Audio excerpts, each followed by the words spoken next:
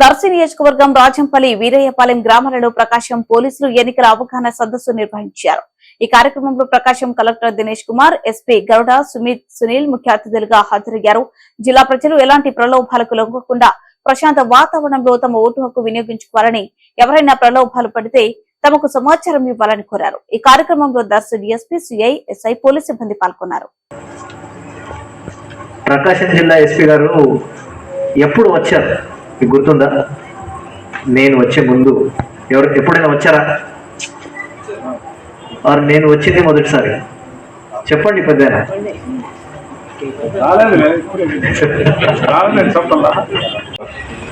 దాని తర్వాత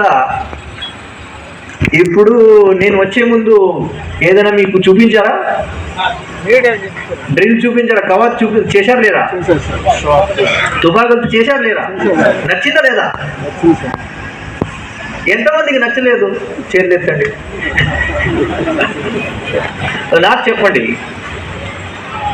ఇలాంటి వాళ్ళని పోలీసులు ఎప్పుడైనా మీ ఊర్లో చూసారా?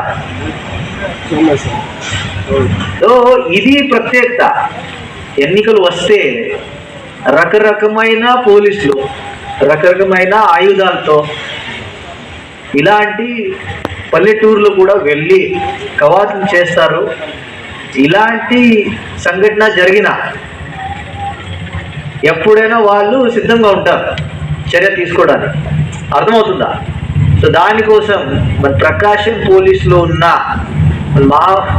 మన నార్మల్ పోలీసుతో పాటు కేంద్రం నుంచి కూడా ఎలక్షన్ కమిషన్ పెద్ద ఎత్తున ఫోర్స్ బలగాలు పంపిస్తారు. సో ఇది ఎవరి కోసం ఉంది? ఇది మీ భద్రత కోసం. మీరు ఎటువంటి భయపడకుండా ఎవరైనా వస్తే మేము చూసుకుంటాం. దానికోసం ఇలాంటి బలగాలు వచ్చి కవాతులు చేసి మీ అందరిలో భరోసా కల్పిస్తారు. అర్థమైందా?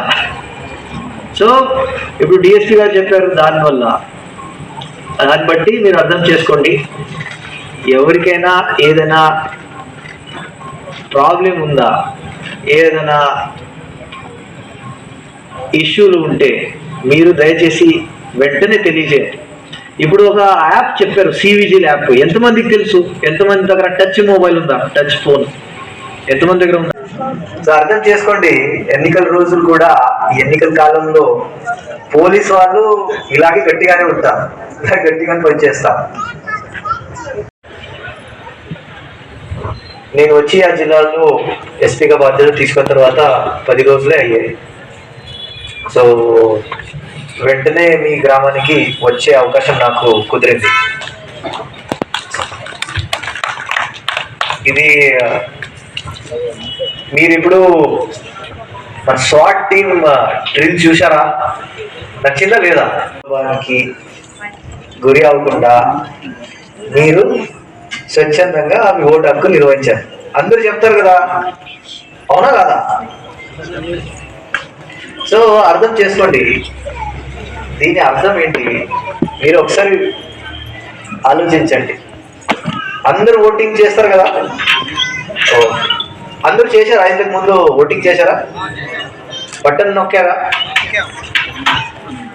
మీరు లోపల వెళ్ళి బూత్లో ఎవరికి బటన్ నొక్కారు, ఎవరు క్యాండిడేట్ వెళ్ళి బటన్ నొక్కారు, బయట ఎవరికి తెలుస్తుందా?